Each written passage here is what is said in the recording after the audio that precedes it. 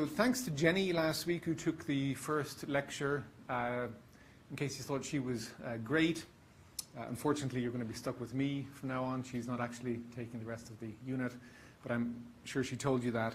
So Jenny, I think, went over last week just a general intro to the mind-body problem, and I'm going to be picking it up from there, and we're going to talk today about Cartesian dualism. So my name is Oisin Deary.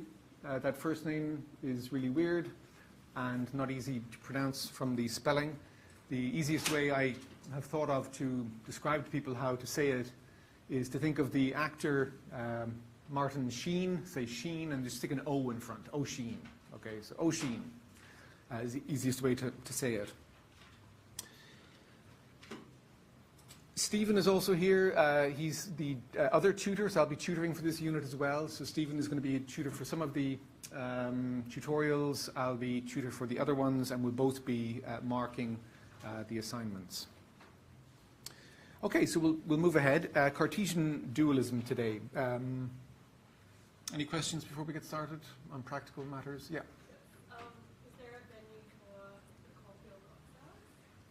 Yes, I'm supposed to be getting a desk in some, so my office is at Clayton, but I'll be getting a desk in some sort of communal area here. So that's, I think, not going to be in place for today, at least not that I know of, which is the same as it's not being in place really. But hopefully for next week, and what I'll do is I'll put those details up on Moodle for next week. So it's going to be pretty much right after the lecture today on Mondays, but unfortunately I don't have that space yet. But I'll let you all know when that is. Good, thanks. Any other practical questions before we get started? Okay. So we're going to go over two things today, Cartesian dualism and some problems, and one particular problem. We'll focus just on one problem for Cartesian dualism. Some of you who took my intro unit to time, self and mind last term will be familiar with some of this stuff, but whereas we went over, sketched a number of different problems for Cartesian dualism in that unit, today we're just going to focus on one problem and look at it in a little bit more detail. Okay, so there are various positions you can have about the mind, and Jenny might have gone over some of this with you last week. Dualism is one view that we're going to look at today. Next week we're going to look at behaviorism, which is a different kind of view you can have about the mind. We can look at the mind-brain identity view, the view essentially that what your mind is just that thing right there, the thing that's inside your skull. It is your brain. They're identical with each other, okay? They're the same thing. Now we'll see today that that contrasts with dualism, which, as the name implies, says that it's not just one thing, there are two things, your brain and then somehow your mind, which is something different than that. Behaviorism is a little bit too complex to even give a sketch of right now, but we'll talk in more detail about that next week. And then we'll look at functionalism, which is a different kind of view about the mind that says it's not really that important what the mind is, whether it's something that's separate from your brain or whether it is your brain. What's more important about your mind is what your mind does. And we'll look at that view later on. So just to clarify, and I think Jenny might have introduced you to these ways of putting things last week, there are different ways we can put the question about the mind-body problem. So we can think of it as a semantic question, where the question, what is the mind, is really a question about how we conceive of the mind, okay? What do we mean when we say the mind? What are we talking about when we talk about the mind or the self? And how is that different, if at all, than what we mean by, say, the brain? So that's one way of putting the question. We can also put it as a methodological question, or there is at least a methodological question in the vicinity here, which is what methods are best suited to investigating the mind. I mean, if dualism, the view that we're going to look at today, is true, then you might think that doing cognitive neuroscience can tell us basically nothing about the mind, because the mind is not identical with the brain, it's something else. Or you might think that we can think about what the mind is in a way that's very closely related to the semantic question. So we can just sit in our armchairs, as it were, think about things, and that's going to be a suitable method for investigating the mind. Something that the mind-brain identity theorists might not agree with, where they think that maybe doing cognitive neuroscience is exactly the way to investigate the mind. So that's one question we can ask here. We can also ask an epistemological question. So what is going to satisfy us? What's going to count as a good explanation of the mind, or more particularly, say, of conscious experience? Or if we accept the view, at least for the sake of argument, that the mind is the brain, how are we supposed to understand that problem? We might balk at that in a way. We might think that, well, that's not the way, when I have my own conscious experience, things seem to me. It doesn't seem like my own conscious experience right now is my brain. And so if the mind is the brain, then the person who says that is going to owe us an explanation such that we can actually understand what that view amounts to. And then what we're going to focus on more today is just a straightforwardly metaphysical question. What's the relationship between the mind and the body? There is an identity, as many of you will know from having taken previous philosophy courses, an odd relation. It's the relation of identity. It's the relation that something bears only to itself. So usually a relation has relata, two things that are related to each other, that stand in a relation. But with the identity relation, something only stands in that relation to itself. Maybe the mind and the brain are like that, and they're identical. Or maybe they're different kinds of entities entirely. And the question we can ask here is whether the mind then could exist, at least in principle, independently of the brain. So that's what we're going to be looking at today. So as broad questions about the nature of reality, quite independently even of questions about the mind, we can say, well, look, what is reality made up of? Basically, metaphysically, what are the most fundamental kinds of stuff out there? Where we can say, sure, the world is full of all kinds of things, but maybe some of them really aren't fundamental, and we can explain them, and they really just boil down to other things. And maybe there's only one or two or perhaps more of those. So dualism is the view that there are two basic fundamental things. And monism, as the name implies, says that there's only one basic sort of thing. We're going to be focusing mainly on dualism and physicalism here. Physicalism as a form of monism. It says that there's only one sort of thing, basically, in the universe, and it's physical stuff. Everything is physical. Now, there are other forms of monism that we won't really be looking at. Idealism says, okay, well, you might have a pre-theoretic notion of mental stuff and then physical stuff as being different. And in fact, there aren't two different things. There's only one thing, and it's not physical stuff, it's mental stuff. Odd view. Famously held really in history only by one person, an Irish person, and I'm originally from Ireland, in case you couldn't tell already by the weird way that I talk. Neutral monism is another kind of view that we will actually be sort of looking at a version of later when we look at panpsychism. Neutral monism says there's only one kind of stuff, and we don't know what it is. It's neutral about what it is, and it says that we explain mental stuff and we explain physical stuff in terms of this one kind of stuff, but we don't know what that kind of stuff is. You might wonder what kind of an explanation that is ultimately then, if it tells you that it doesn't even know what the thing is that is going to be explaining everything. We're going to look at physicalism, the view that says that everything, there's only one kind of stuff and it's physical, and dualism today, the view that there are two kinds of stuff. Here in this diagram, I hope everybody can see this. I thought it would be on both sides of the class. But the solid line is just indicating that's the kind of stuff, it's a fundamental substance in the universe. The dotted line is we explain that stuff in terms of the stuff that has the solid line. So for Cartesian duality or dualism, you have physical and mental, P and M. Physicalism says that physical stuff is the only fundamental stuff. You explain the mental in terms of that. Okay, So dualism then says how many fundamental kinds of thing exist? Two exist. Physicalism says just one exists, and it's physical stuff. Okay, so this is all fairly straightforward. The two kinds of stuff or substances that exist for the dualist are mind and matter. They're not the same kind of thing at all, and one can't be reduced to or explained in terms of the other. Physicalism says everything is matter, and insofar as we talk about minds at all, we've got to have some way of explaining what minds are that is consistent with the view that the fundamental kind of stuff in the universe is physical. Now, there are a number of different views, and we're going to look at them, that are physicalist, broadly speaking, like that. Mind-brain identity theory.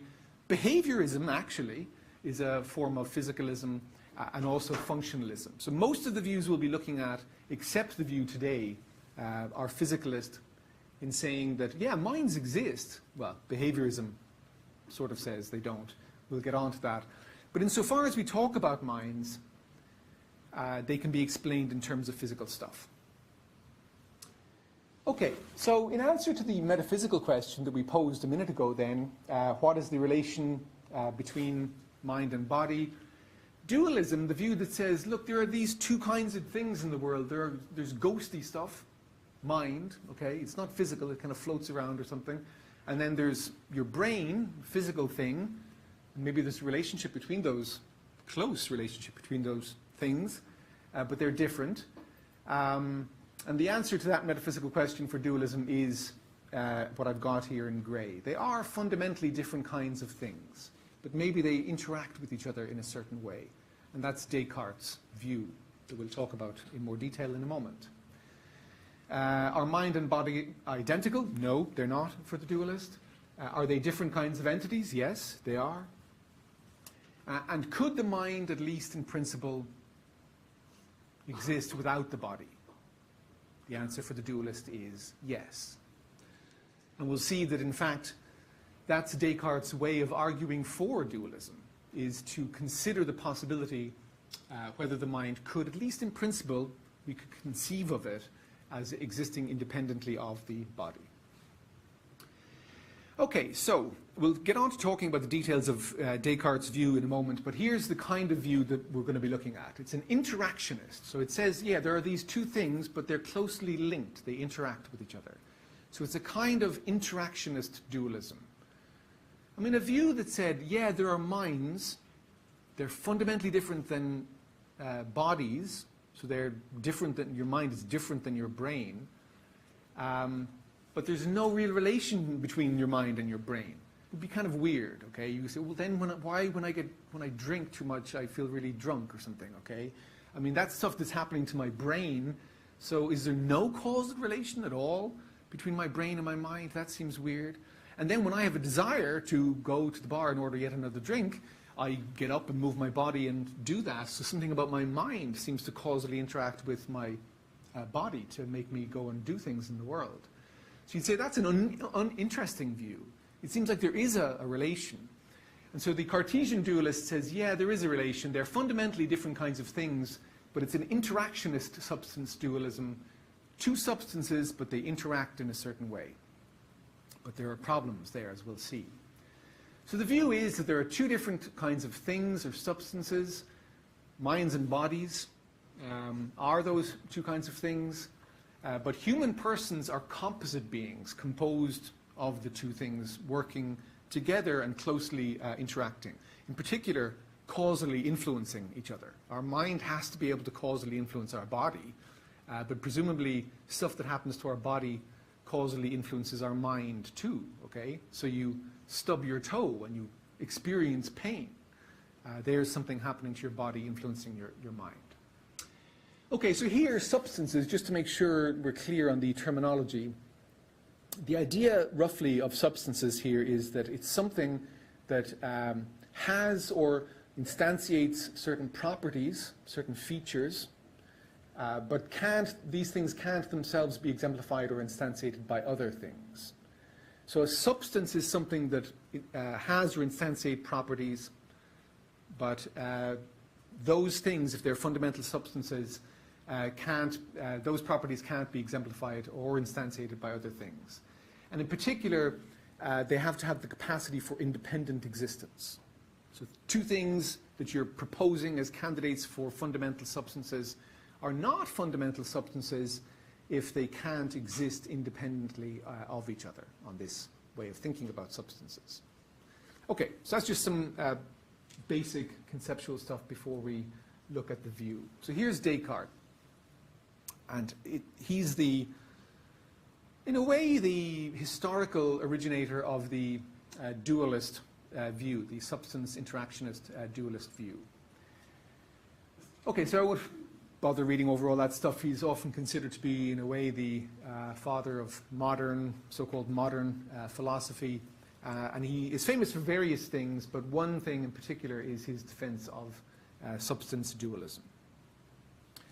So let's start with a short little argument.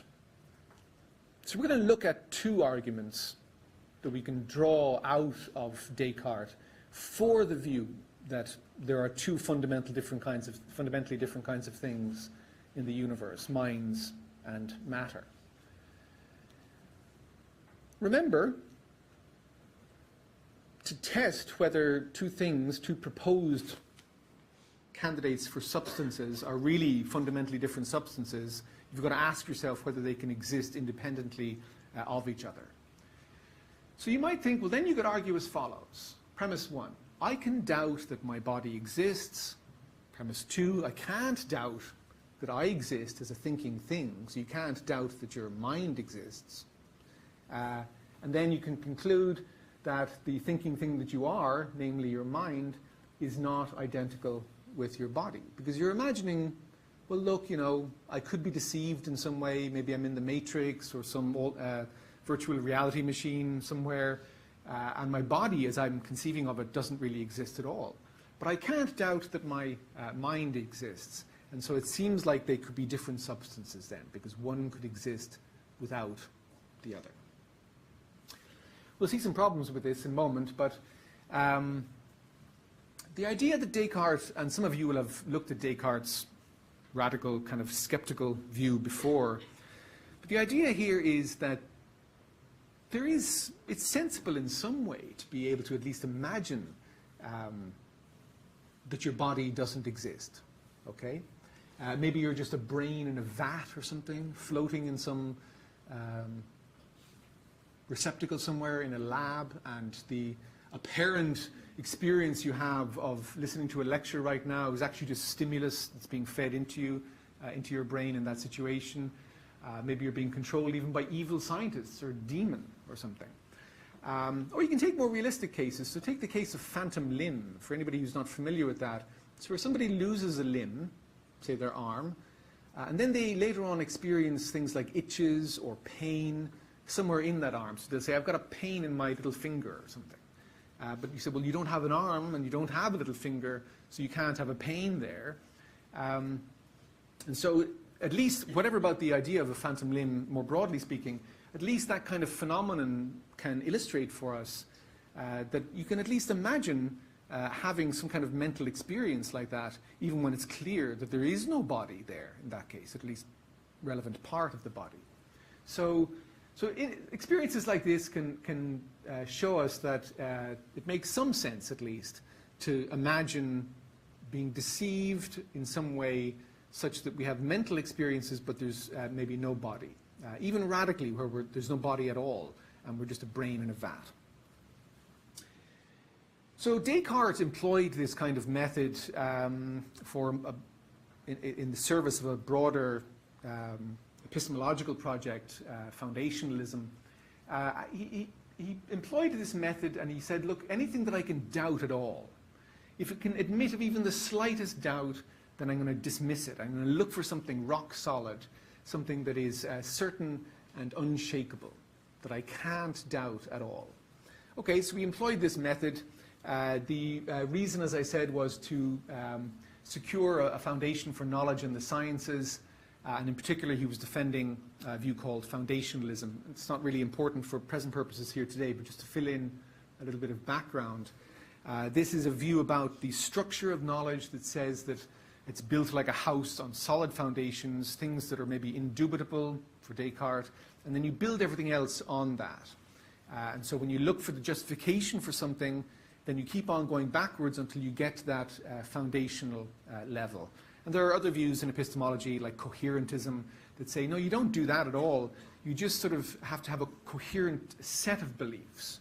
So instead of thinking of it like a house that's built on a solid foundation, people think of it as a raft of things that just sort of hang together loosely and work quite well together, but they don't, nothing has a foundation underneath it. It's just that they're all coherent with each other. But Descartes wanted to defend foundationalism, and so he had to look for this solid foundation for knowledge, something that could not be doubted. And so I show images like this to people sometimes.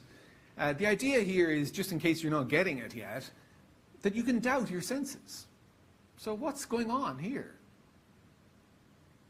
I don't know what's going on for you, but I'm assuming it's something like what goes on for me when I look at this. I kind of feel woozy, right? The thing looks like it's moving, but it's not moving. I mean, you can assure yourself of this by various means, but I can tell you that it's not moving. And yet, it just seems really hard to believe that. And so it seems like our senses can deceive us in various ways, and there are a million cool optical illusions like this that you can look up online for your own amusement. But perception, sensory experience, obviously memory, even reasoning, and fairly clearly imagination, all of these things seem like they can, what we get through them can be open to doubt.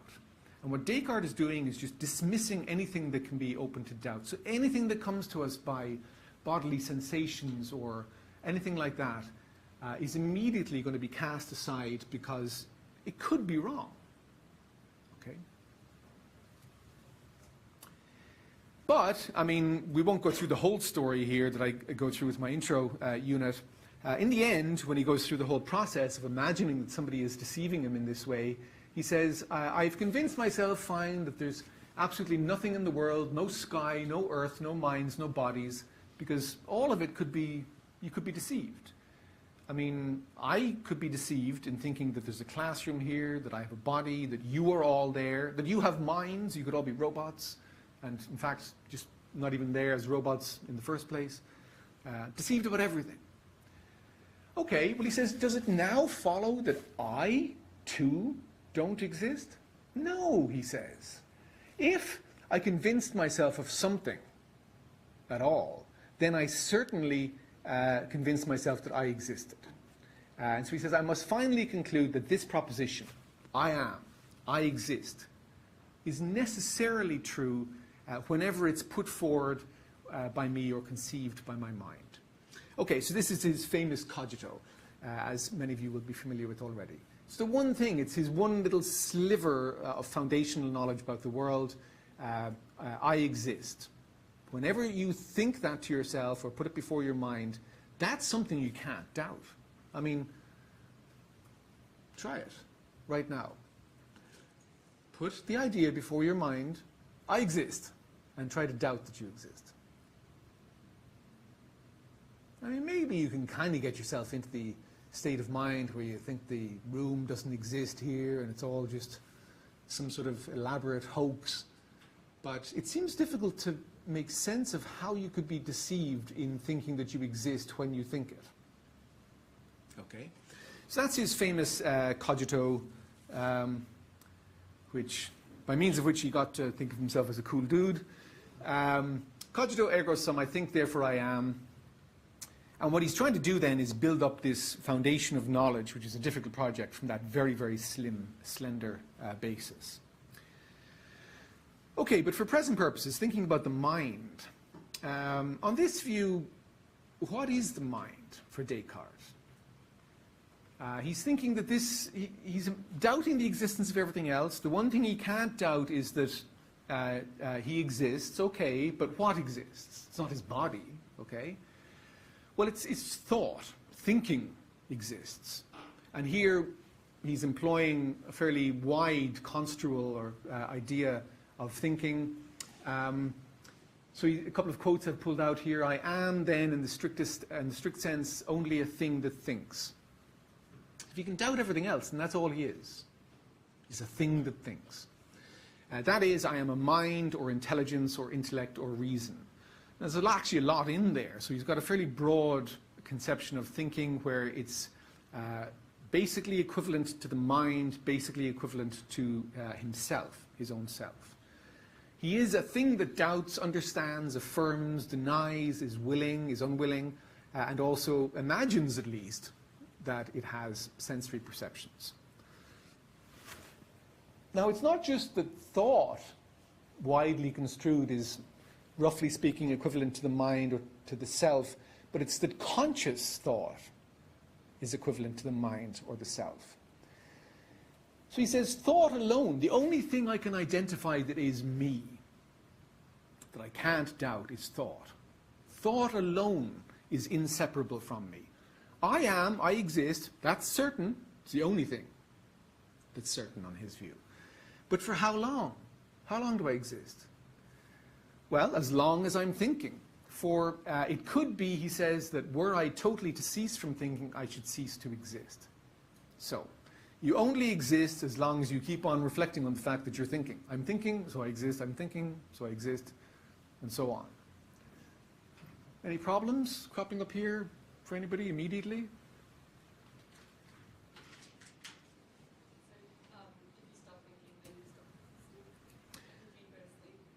Yes, if you stop thinking, you stop existing, and to put a finer point on it, as you suggested, when you go to sleep, what happens? Big gaps in your existence opening up, 8 hours a night if you're lucky and you get that much sleep. Not like me. Maybe it's to my benefit. I only don't exist for like 4 hours a night.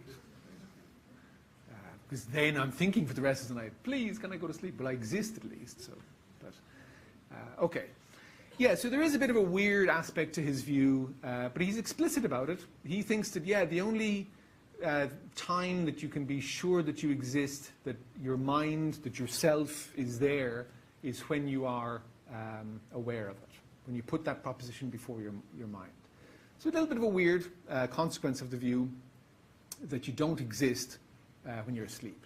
Okay, so you might, if you were to meet Descartes, take him aside and say, listen, I really need this aspect of it explained a bit more to me. You might sometimes think that if a view has a weird consequence like that, then it's not that we should just accept that consequence, but that the consequence being so weird should speak against the view. And we should say, listen, Descartes, if that's the consequence of your view, then so much the worse for the view. But in any case, that's what he's committed to.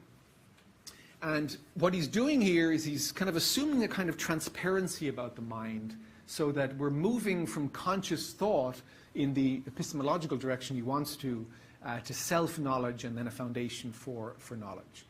That it is I who am doubting and understanding and willing is so evident, he says, that I see no way of making it any clearer. So he thinks that we're just, that fact about his own existence and his mind and his self existing there's no other further justification for that. It's just so self-evident that there's no other justification that can be offered for it. It's a ground, foundational truth that we can't doubt. Okay, so he's got all this. It's a kind of self-knowledge involving direct acquaintance, this transparent awareness of one's own mind. And it's achieved through reasoning by kind of thinking through this and doubting everything and seeing what you can't doubt. And it's done independently of sensory perception or authority. So he's not appealing to like what some priest or religion or even philosopher or anybody says. He's just doing it through reasoning and independently of that.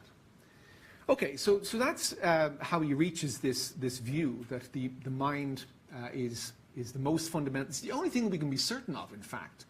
Now, he does think the body exists. He builds up to that later on.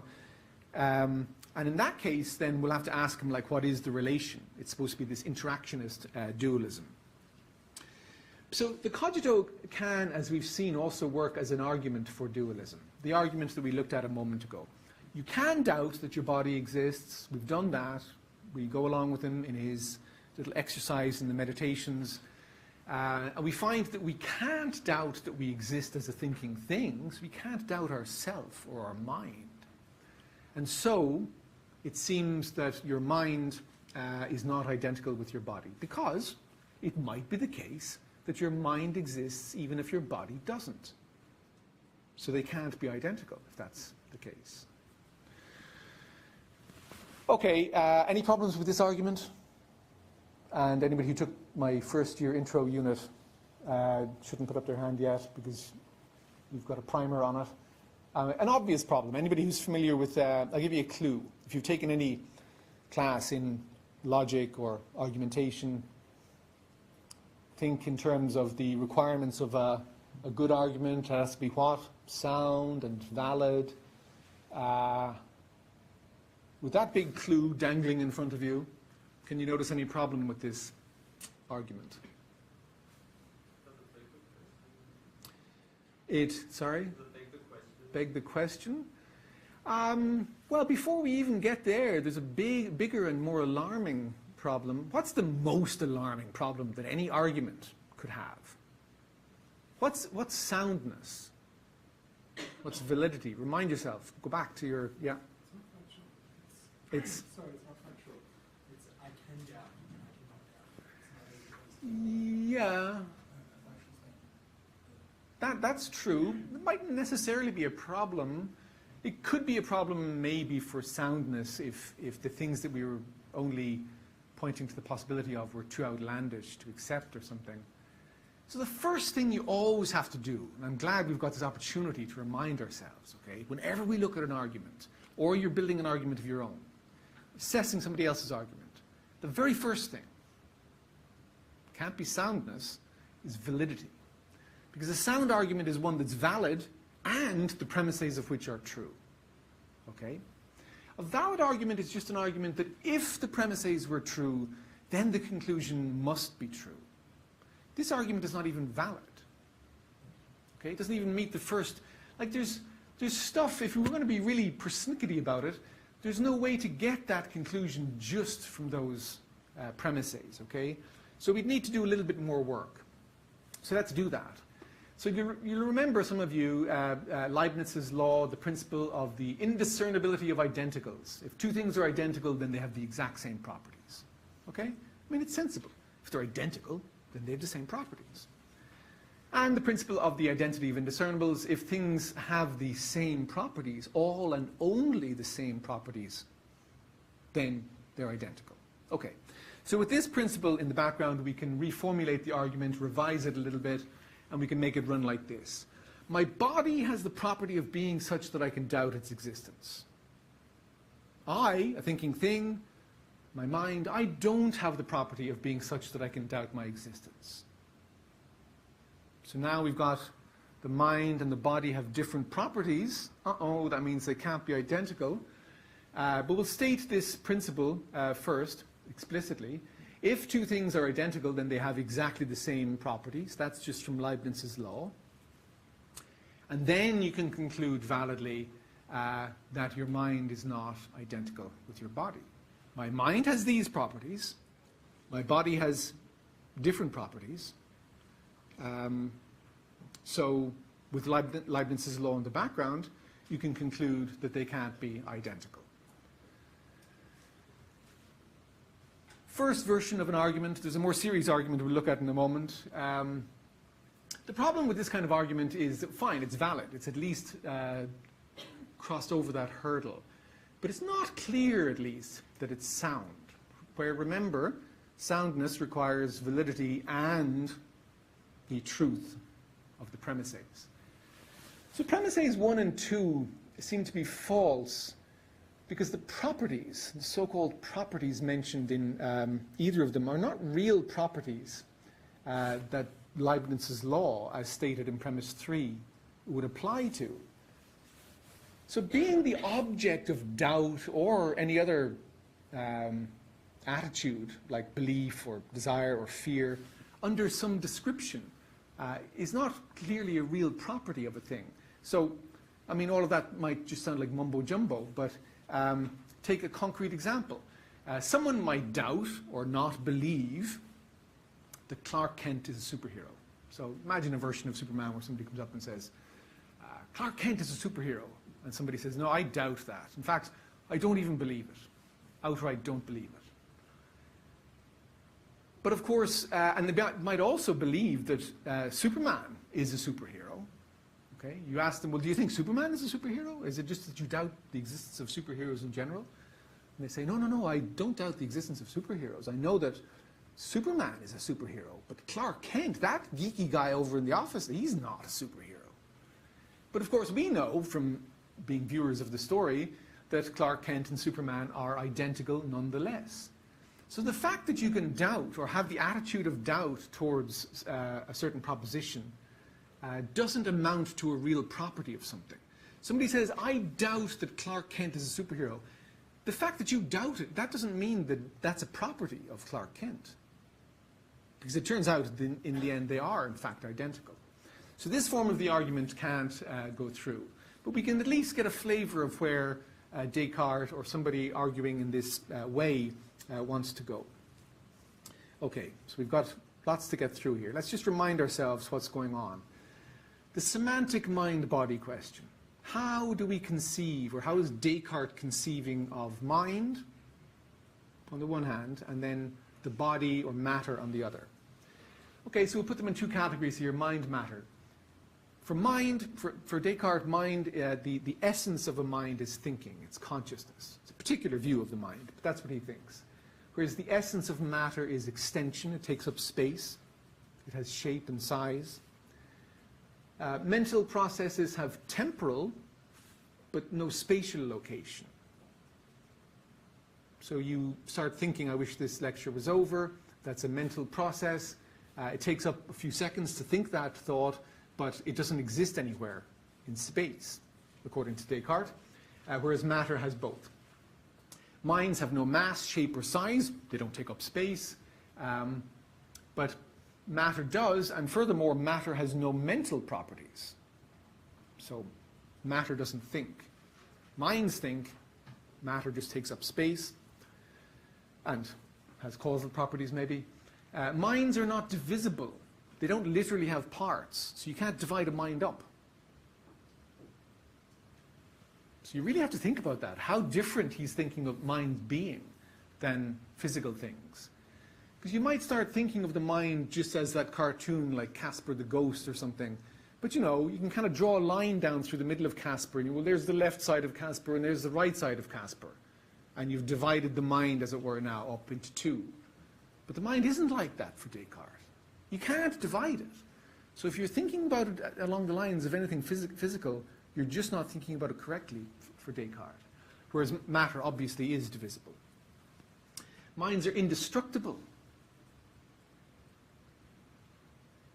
Nice thought, in a way, if we have minds and they're indestructible, good to go, permanently. Whereas matter can be destroyed.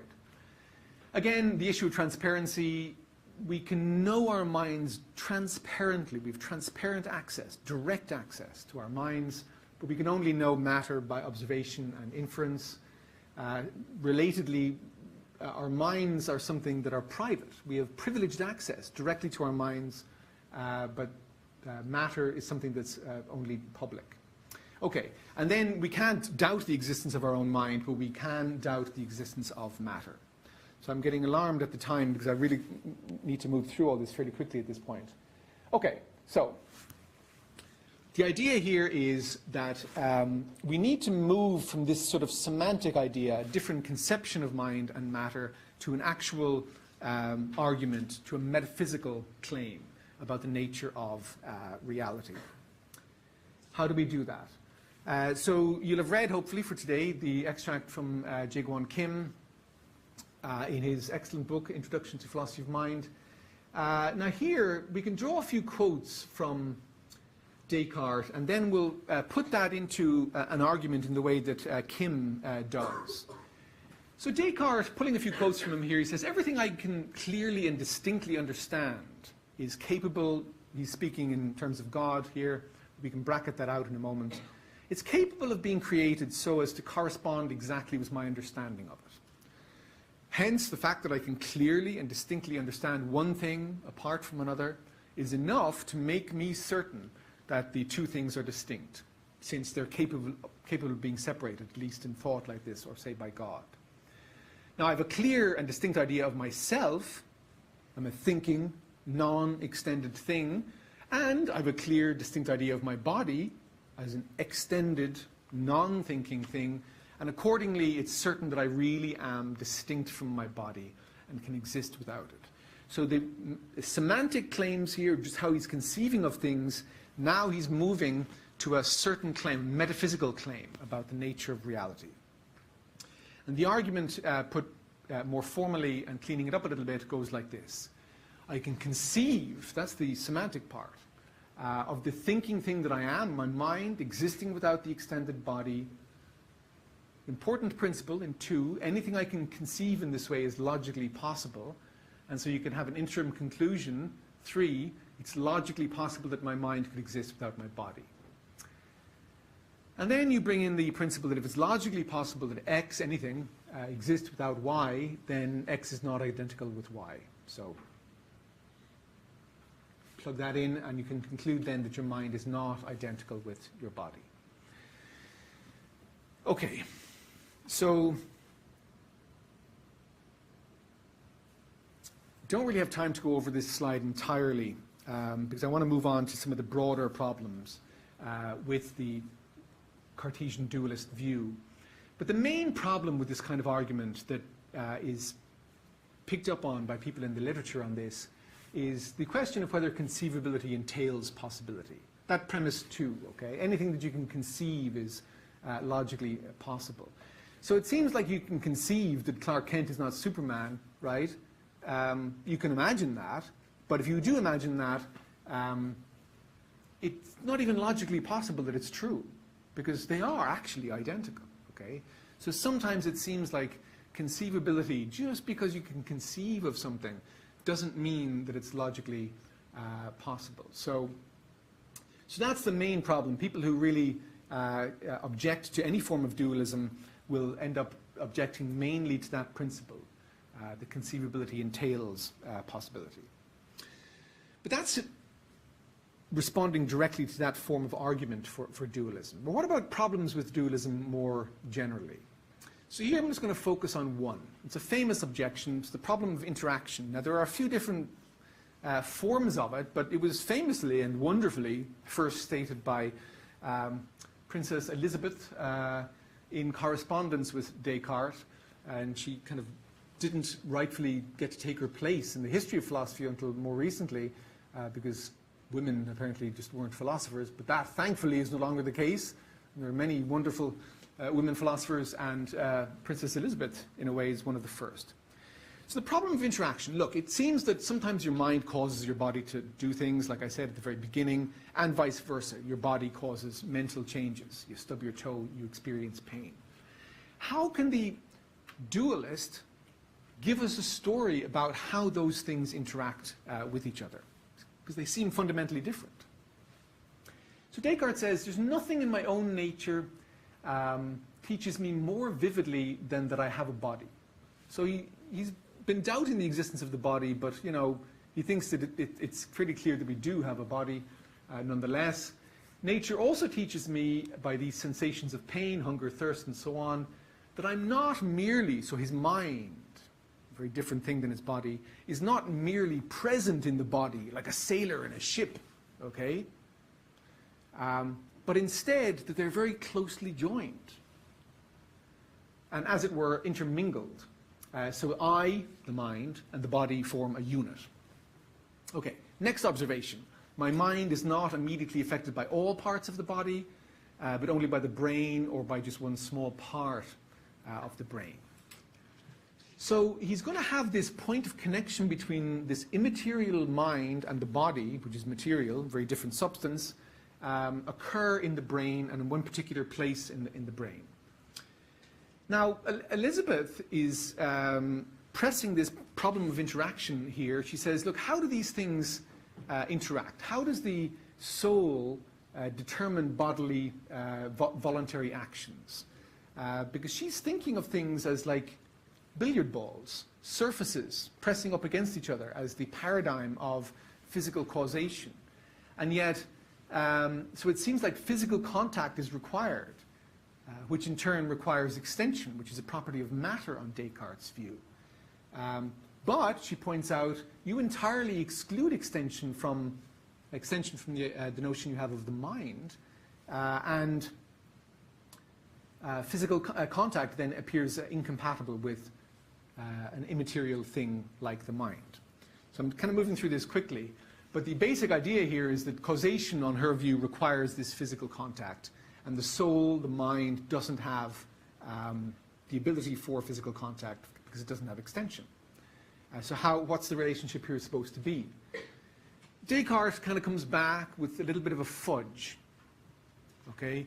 He says, well, as regards the mind and the body, we've only got kind of a rough idea, primitive notion of how it goes. I don't know really, but it's kind of a primitive notion, and it goes something like this. He thinks that we do lots of things, maybe like breathing, that are non-voluntary actions. And lots of stuff like that we have in common with non-human animals, which Descartes infamously thinks of as just mechanical entities that can't experience pain and things. He never had a dog, obviously. And then he thinks of the mind, the soul, as he's calling it, and thinking as being important for the quintessentially human activities like voluntary behavior. So volitions originate in the soul, whereas passions, other kinds of things like perceptions, broadly speaking, modes of knowledge, originate in the body. So it's one subset of these things, just volitions, that originate in the soul. Well, how do they get in contact with the body? Through this one little point, the pineal gland in the brain. He points to that. He says, that thing, okay? That's where it all comes together, and your soul is beaming information into your pineal gland, and then your brain somehow gets that and then starts doing things like moving around. Now, there are all kinds of problems with this idea. You can look up Daniel Dennett's explanation of the problems here in a video link that I've put in here. But the main problem is just still Elizabeth's, right? I mean, even if you narrow it down to one little point in the brain, if there's no physical properties to the mental, then it doesn't have extension, and it can't work like a billiard ball. When it kind of comes to where the pineal gland is, it can't crash into it like a billiard ball crashes into another. So it's basically the problem of interaction. So Elizabeth famously says, look, it would be easier for me, she says, to accept that the soul, the mind, is made of matter and has extension. Basically believe physicalism than to believe your crazy view. I know you're a famous philosopher and I'm just like a woman, but she says, really, you're crazy, and it would be easier for me to accept physicalism, even though nobody has defended it yet, at least since ancient Greece. So the problem here is that, and this is the first problem of interaction, and I don't even know if we're going to get on to the second, we might not. The problem is that any causal relation requires some kind of interface connecting cause and effect. And Elizabeth is assuming here a kind of basic idea that when the effect is some kind of bodily motion, you go moving around the place, that the required interface has to be spatial contact. It has to be something like a billiard ball that has extension, okay? Now, even if she's wrong about that and causation turns out to be more complex than that simple billiard ball impact against impact view, Descartes requires some sort of transference of something from cause to effect, okay? But for him, mind and matter don't share any properties at all. And so it's just not clear what that interface could possibly be. So either it's the interface of having extension, or it's some other physically based interface, but no matter what interface you can point to there, it's not going to be sufficient for the mind, which doesn't have any of the properties of matter, to have any causal impact on the body. Even if you narrow it down I mean, Descartes, like, is just such a fudge in a way. Like, I don't mean to be unfair to him. But just because you narrow it down to one tiny little point in the brain, the pineal gland, doesn't make the problem go away. It just concentrates the problem on a particular point. Okay, so what I'm going to do, because we're supposed to finish at 10 to the hour, I'm going to leave it there with the first problem of interaction. That's the basic problem that Elizabeth pointed out. The problem that I'll pick up at the beginning of the lecture the next time, and we'll move more quickly, is what Kim talks about in chapter 2 for the required reading as the pairing problem. So maybe before next week, just have a look back at Kim and the pairing problem so that we can go through that fairly quickly, and then we'll move on to talk about behaviorism, which will be the first of the alternate views that you can have about the mind, non-dualist views, but instead physicalist views about the mind. So we'll pick it up at the pairing problem that Kim presents, which is a second form of the problem of interaction next week.